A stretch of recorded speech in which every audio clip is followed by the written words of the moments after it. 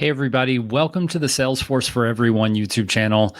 I typically say that I'm excited about this video today in most of my videos, but that is a huge understatement for today's video. I'm going to talk to you today about personal finances and intertwining that into Salesforce in a way that will allow you to retire. Today, that's what we're going to talk about. Now, quick reminder, all of the proceeds from this YouTube channel go to the viewer. And what I mean by that is starting this month in November 2020, we are giving away all of the monthly proceeds of the YouTube channel right here at Salesforce for Everyone to the viewers in a giveaway.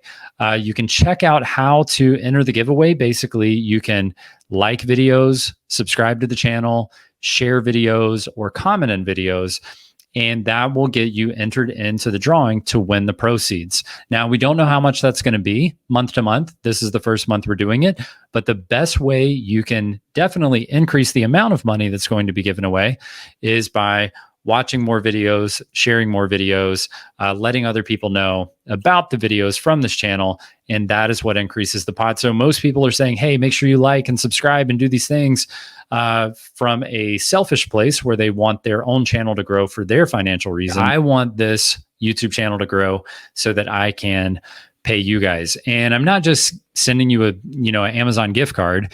I'm going to make sure this money goes to furthering your Salesforce career. So that might mean buying exam vouchers for you. It might mean buying study materials like Focus on Force or We Learn Salesforce or some of these, Mike Wheeler courses, whatever it is. It could be, you could say, hey, Brad, I want to buy your courses, or I want to be part of your career development program. And if you want to spend it on that, totally fine. I just want you to follow your Salesforce career forward and not let that slip. So anyway, I just wanted to mention that because I want to give you guys as much money as I can. And let's go ahead and jump into the content of this video, right? So I'm going to show you how to retire in 12 years or less. Now, I'm going to do a PowerPoint presentation. Keep it fairly simple.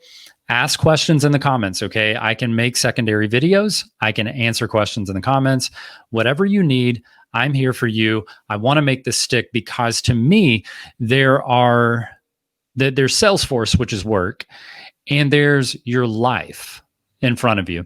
And if you can retire early or have the choice to retire early, you can take control of your life. And even if you don't get to a point where you can retire early, just the fact that you are going to be able to retire and have money in the future, or that you are going to be able to have financial stability for yourself and your family, just knowing that is huge. And I'm going to show you how we do very simple math to get to this point. Now, there are going to be nuances. There are going to be scenarios that maybe don't 100% fit what I'm going to talk about today, but I can promise you, if you listen and you take into consideration the concepts that I'm going to talk to you about, you can retire in 12 years or less with a Salesforce career. So I'm going to swap over and start sharing my screen, and let's check out the presentation. All right. So, of course, maybe I should start at the beginning. All right. So we are going to say, and don't hang up on me now, like don't click stop and go, look at those numbers, Brad. That's insane. Of course you can retire. Just give me a second. Let me get through this. I'm going to show you these are not the numbers I'm going to use. Do I think these numbers are reasonable? Yes. Do I think you should have to rely on these numbers in order to retire early? No. So let's talk about that. So if you follow my methodologies that I am going to put in front of you in my career development program and on this YouTube video and other places, and really if you just talk to me on Facebook or whatever, if you use my methodologies, year one, you're going to start at a low end of 60,000. I would say 60 to 80,000 first year. Let's go low end, 60,000. I'm going to be conservative on all of my numbers, so just trust me on that. 80,000 your second year, 100,000 your third year, 120,000 your fourth year and fifth year, 140,000 your sixth year, going all the way up to 200,000 by year 8, year 9, year 10. We're going to cap you at 200,000. Now, most of you who follow me know I work part-time and make over $200,000. So in all reality, on the high end of this thing, I truly think you could be making $300,000 to $400,000 by year 10 and going forward. But I don't want you to have to rely on those kind of numbers. So I'm going to take this a step further. You may say, hey, Brad, I don't know if I can really make that much money.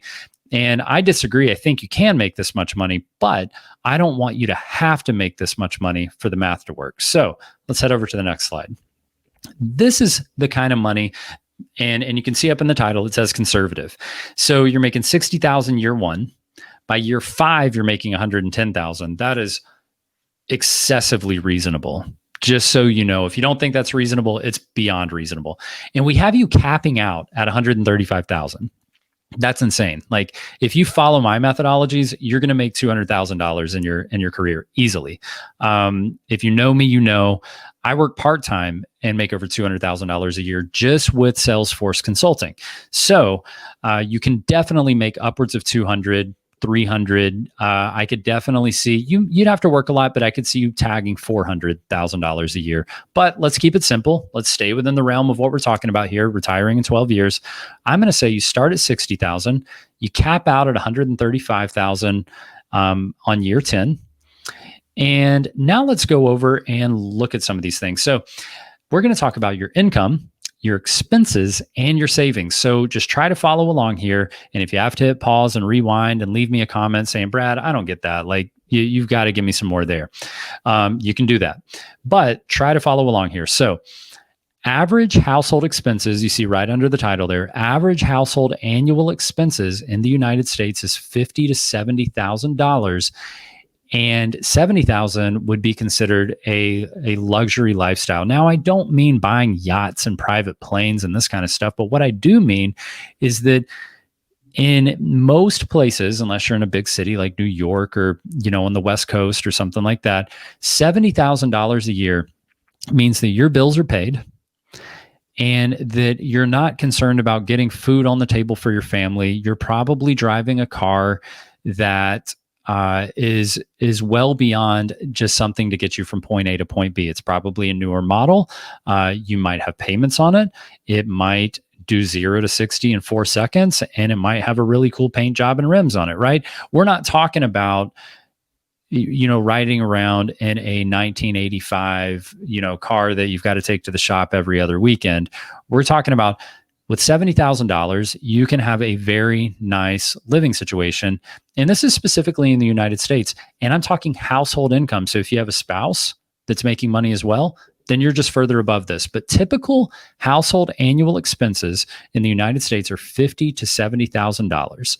Now, at $50,000, what I'm going to say is if you look at your annual expenses and you say, Bradley, I spend a lot more than $50,000, I would urge you to consider if retiring early is something that is important to you, or having financial independence or financial stability is important to you. And if it is, you might consider looking at different ways to lower your expenses. And if you're looking to do that, I would just recommend doing some Googling about how to quickly lower your expenses. The top 3 ways are looking at your housing. That could be your mortgage or your rental prices, looking at your food cost, which are the types of groceries you're buying and how much you're going out to eat.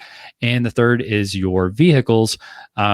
Personally, I have a family of 3, me, myself, and my daughter, and we have 1 car. Now, a lot of people aren't comfortable with that, and I'm okay with that. And you don't have to have 1 car, but that is the expense you're looking at. If you can get to a point where you have control of your housing, your food intake, and your cars, then those are the big 3 where you can cut most of your expenses. Now, other places you can nitpick from, but if we're talking about your current expenses are at 70,000 and you want to get them down to 50,000, typically you're going to talk about making decisions about where you spend money on cars, housing, and food. Now, moving along, trying to keep this focused on Salesforce and retiring early. I'm a big I'm really passionate. I'm a big advocate of having financial awareness and being aware of your expenses. So you're going to hear some of that come out. And I do apologize if I go off the rails and start talking about, things like I just talked about with different expenses. So hopefully that doesn't distract from what we're trying to cover here. So year one, we're following that same timeline, 60, 80, 90, 100, 110, 115, capping out at 135 on year 10. So look at your savings over on your expenses. We're going to assume are 50K every year. You can increase, lower that, whatever. We'll show tables future showing different things, but pay attention to this. Get your expenses to $50,000 a year. Now, and this is assuming you're the only person making money in the house, right? So you're making $60,000, you have $50,000 in expenses, you save $10,000.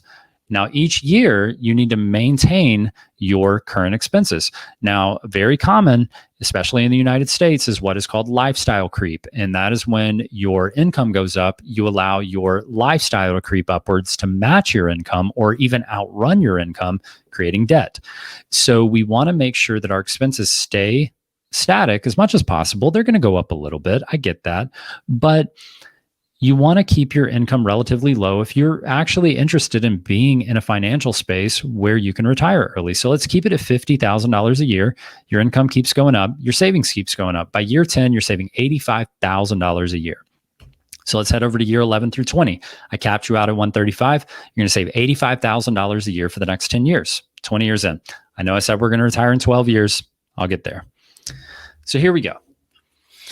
There is a core concept that has to be understood to understand early retirement. So it is called the 4% rule. And here's a brief explanation. There are links in the video description for more information here. So if you spend $50,000 a year, that means you need $1,250,000 in order to retire. You're going, Brad, how did you get to that number? All right. All you have to do is multiply your annual expenses by 25. All right, and I'll explain how that works. But 50,000 times 25 is 1,250,000. If you say, hey, Brad, I can save more money. I only need $40,000 a year. 40,000 times 25, $1 million. You might say, hey, Brad, I spend $80,000 a year. You need $2 million. It all applies. All you have to know are your annual expenses, and then you can figure out how to retire. How do we know that 25 times your annual expenses allows you to retire? This is because of the 4% rule. It looks at the global markets historically, and it finds that we can expect an 8% return each year on our investments. And this is if we invest in low risk index funds. And you can Google that. You can comment if you have questions about it. I can send you videos and information about that. All right. So then what we do is we take 1% off the top just to be safe. We knock it down to 7%. Then we take 3% off to adjust for inflation, because everyone knows, or most people know who are aware of the economy, that over time, the price of goods increases by about 3% per year. So that means we have to be able to continue to take a little bit more money each year in order to adjust for inflation. So we take 8% return, we take 1% off, make it 7% because we want to be safe. Then we take another 3% off to adjust for inflation, and that means we're left with 4% each year. Well, guess what? If you have $1,250,000, you can withdraw that 4% gain each year, and the 4% of that will be $50,000. So every year you can say, I would like to withdraw just the interest I made, just the 4%, $250,000. And now I can afford my annual expenses for this entire year. Know what's amazing about that? You never touch the initial $1,250,000. And getting into technicalities, it will technically grow over time to more and more and more money, which means if you have children or whoever family members you might want to give the money away to, when you pass away, the nest egg will still be there. Now, you might be saying, Brad, $1,250,000 sounds like a lot of money. Like, I can't save $100,000. I can't save $10,000. How am I going to save $1 million? It is a lot of money. And that means you have to be disciplined with making sure you don't touch this money. So once you understand the math, you will understand just how achievable a number like this can be. I will, if you want to, I can make some videos about this around personal finance and lifestyle, around saving money to live a life just as amazing or better than everyone else while spending significantly less money than everyone else. Now, here are your true savings. So I've got a quick link. This will be in the video description to a compound interest calculator. And here's the 4% rule explained sort of properly in like financial terms. And then here's 4% rule explained for, if you want another explanation on top of what I just gave, by a guy named Mr. Money Mustache. It's a little more fun version of it, made for people who aren't necessarily, economics or finance majors and things like that. All right. So the total you will save, and you can go back and get your calculator out and do the math, or you can trust me. And the total saved by you over 15 years, if we don't consider interest, we don't consider investing, we just take it and it's like you're putting it in a savings account. The money you're going to save over 15 years is $990,000, period. You could put it under your mattress, $990,000. But when you add compounding interest of 4% year over year, and what you're going to be able to pull, and it's actually not 4%. I could show it to you, but it's actually going to be the 8% is what's compounding year over year, because we're not trying to pull from it. But getting a little technical, so it's the 8% we're going to be gaining on average year over year.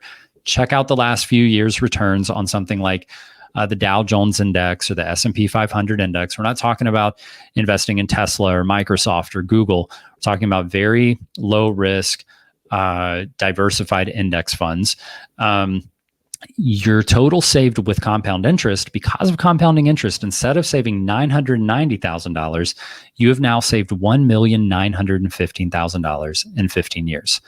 That means at year 12, you would have had $1,258,000, and you could have retired in 12 years and taken out $50,000 a year plus inflation every year for the rest of your life, without ever touching the initial $1,250,000. Now, you might say at the end of that 15 years, let's say 15 years, you're at $1,915,000, and you say, you know what? I kind of like working. I don't want to stop. I'm going to keep working. I'm going to keep making my $135,000. I'm happy with that. 20 years, you'll have $3,500,000. Keep doing it for another 10 years, 30 years, you'll have $9 million. 40 full years, that's the typical retirement plan. 40 years, you work from age 25 to 65, you'll have $22 million. Okay? Now, things come up, life comes up, health problems come up. You might have a year where you spend 55 instead of 50. Trust me, if we're looking at 3 million, 9 million, 22 million, you're still going to be okay. You're still going to have a ridiculous amount of millions of dollars. Let's just put it that way. Now, what if we make less money? What if we top out at 100,000? How could that happen? Why would we top out at 100,000? Brad tells me we're going to make 200,000, 300,000. Okay. But what if the Salesforce market becomes saturated and it drives the average salary down to something as low as $100,000? Or what if you work for a company you love, or you have a job that you're so comfortable in and you just don't want to leave? You like the people, the job's pretty easy, it's low key. Okay. You can accept to stay at that company and not continue climbing the ladder and stay at $100,000. That's okay. And you could also say, what if you wanted to spend more money? So maybe you are making $150,000, but you want to spend $100,000 a year. So what if you wanted to spend more money and save less? You could apply the same mechanism to that. So let's imagine that your income is $60,000 and you cap out at $100,000. That's the way we're going to put it. Instead of getting to 135, now you cap out at 100. Move through the exact same process, go through 20 years. And at this point, you are going to have very conservative Salesforce career income. Over 15 years, you'll save $680,000. And over 15 years with compound interest, $1.3 million. You can retire after 15 years. 14 years, you won't quite have enough. 15 years, you'll have a little too much. So even with extremely conservative numbers, you could retire in 15 years or less. Again, we'll do the same little metric. Work 20 years, $2.3 million. 30 years, $6 million. 40 years, $14 million, capping out at $100,000. Now, some people might say, hey, Brad, with inflation, I'm going to need more than $50,000 a year over the next 20, 30, 40 years. Okay. Well, also with inflation, the average income increases. So you should also expect inflation to battle back against inflation of the goods. So just in case you're an economics or finance, person, inflation in the goods that you need to purchase should pretty well match inflation in maybe a 3% annual raise or a 5% annual raise, those kind of things. So that is the end of this here. So let me stop the screen.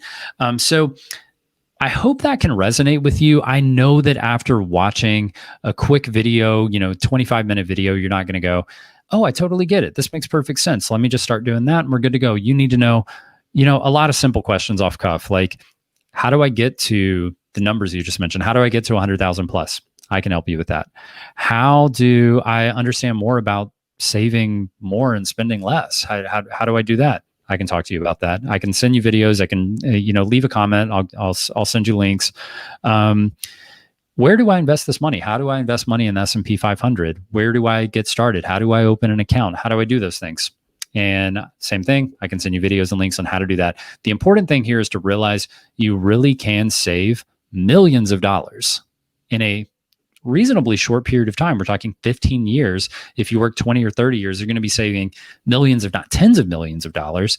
If you just play by the rules and play the long game being 15 years, 12 years, you're going to be perfectly fine. You're going to be financially set for the rest of your life if you just pay attention. And we can do all of this with a career in Salesforce. I hope this resonates with you. Don't forget, like and subscribe, comment, and share the videos so I can give you guys more money. Thanks, everybody.